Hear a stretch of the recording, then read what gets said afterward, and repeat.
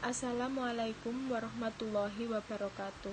Nama saya Dwi Intan Setiawati dari kelas PBI 2019B dengan NIM 1952000058 akan membacakan sebuah berita yang bertema virus corona dengan judul Pengujian Masif Pelacakan Agresif Telusuri Pasien COVID-19 1 bulan setelah pandemi global ditetapkan. Presiden Joko Widodo memerintahkan dilakukannya pengujian masif dan pelacakan agresif pasien COVID-19 di tengah terus meningkatnya kasus virus corona di Indonesia. Sekitar 1 bulan setelah Organisasi Kesehatan Dunia WHO menetapkan pandemi global. Tingkat pengujian sampel secara masif harus ditingkatkan dengan pelacakan yang agresif serta diikuti isolasi yang ketat, kata Jokowi dalam sidang kabinet melalui konferensi video pada Selasa tanggal 14 April.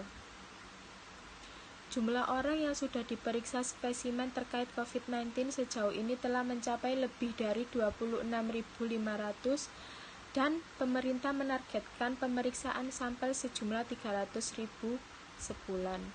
WHO menetapkan virus corona sebagai pandemi global pada tanggal 11 Maret lalu. Dan pemerintah Indonesia membentuk gugus tugas penanganan COVID-19 pada tanggal 13 Maret. Kepala Gugus Tugas Percepatan Penanganan COVID-19, Doni Monardo mengatakan Selasa tanggal 14 April dalam 1 bulan setelah gugus tugas ini dibentuk, pihaknya antara lain terus meningkatkan kemampuan laboratorium yang semula 3 unit menjadi 12 unit, selanjutnya menjadi 25 unit untuk menuju ke 62 unit dan diharapkan sampai ada 78 unit lab tersebar di seluruh tanah air. Distribusi tes cepat menurut Doni telah disebarkan sekitar 800.000 ke seluruh Indonesia. Terkait langkah menekankan penyebaran, Doni mengatakan pemerintah menerapkan langkah memutus mata rantai penularan melalui PSBB atau pembatasan sosial berskala besar, edukasi sosial dan mitigasi. Kita juga berusaha melakukan kampanye untuk meningkatkan imunitas tubuh. Pada pertengahan Maret lalu, setelah kematian pertama akibat virus corona di Indonesia dan ditetapkannya pandemi global oleh WHO, juru bicara pemerintah untuk penanganan virus corona Ahmad Yuryanto mengatakan pemerintah harus lebih keras lagi mengendalikan penularan virus corona di dalam negeri. Satu-satunya cara tracking harus dilakukan dalam sehari-hari dan lebih kencang lagi. Kemudian berusaha mencari kasus positif untuk kehidupan kita, isolasi agar tidak jadi penyebaran baru di lingkungan masyarakat. Ini yang lebih kita giatkan lagi, ujar Yuri dalam konferensi pers Kamis pada tanggal 12 Maret. Oleh karena itu, di dalam beberapa kasus, maka kita mulai mendapatkan laporan-laporan dari daerah tentang PDP atau pasien dalam pengawasan yang semakin meningkat, lanjutnya. Hingga Kamis pada tanggal 12 Maret malam, 12 orang dalam pengawasan ketat terkait corona, sementara dari 34 orang dinyatakan positif, 3 orang kini dinyatakan negatif dan diperbolehkan pulang. Adapun pemerintah daerah secara terpisah mengumumkan langkah-langkah untuk mengatasi wabah di wilayahnya, termasuk yang berkaitan dengan kerumunan publik. Di sisi lain, untuk mencegah penyebaran virus corona dari luar negeri, imigrasi telah menerbitkan protokol pemberian visa dan izin tinggal dalam upaya pencegahan masuknya virus corona. Penetapan status pandemi global pada 11 Maret lalu, menurut Dirjen WHO, berkaitan dengan kecepatan virus corona menyebar dengan luas. Deklarasi virus corona atau COVID-19 dilakukan untuk memicu pemerintah negara di seluruh dunia untuk menyiapkan rencana kesiapsiagaan darurat untuk melindungi masyarakatnya.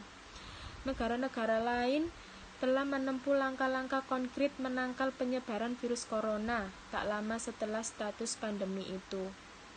Misalnya, pemerintah Amerika Serikat pada pertengahan Maret lalu melarang semua perjalanan ke Eropa dari Eropa ke Amerika Serikat dan pemerintah Italia memerintahkan semua toko ditutup.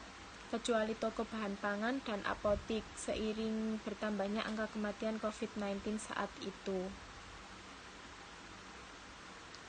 Juru bicara pemerintah untuk penanganan virus corona, Ahmad Yuryanto, pada pertengahan Maret lalu mengatakan, status pandemi virus corona mengisyaratkan kepada seluruh dunia untuk meyakini penyakit ini bisa menyerang siapa saja dan negara mana saja di dunia ini.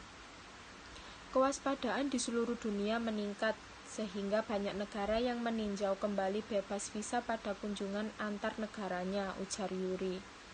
Dia mengatakan pihaknya sedang menunggu kebijakan Kementerian Luar Negeri menyangkut hal itu. Artinya, tidak lagi kita memberikan kemudahan dunia, maksudnya, tidak memberikan kemudahan pergerakan dari satu negara ke negara lain. Tujuan satunya mengurangi penyebaran, imbuhnya. Adapun pihak imigrasi telah menerbitkan protokol pemberian visa dan izin tinggal dalam upaya pencegahan masuknya virus corona. Pada pertengahan Maret lalu, sebanyak 126 warga negara asing ditolak masuk ke Indonesia karena memiliki riwayat perjalanan ke kawasan yang menjadi epicentrum virus corona di China, Italia, Iran, dan Korea Selatan dalam jangka waktu 14 hari. Total yang sudah kami tolak 126 orang. Penolakan ini tentang waktu dari 6 Februari hingga 10 Maret 2020, ujar Joni. Dia menambahkan para WNA itu langsung dideportasi hari itu juga. Bila tidak ada penerbangan, WNA diserahkan sementara ke kantor kesehatan pelabuhan.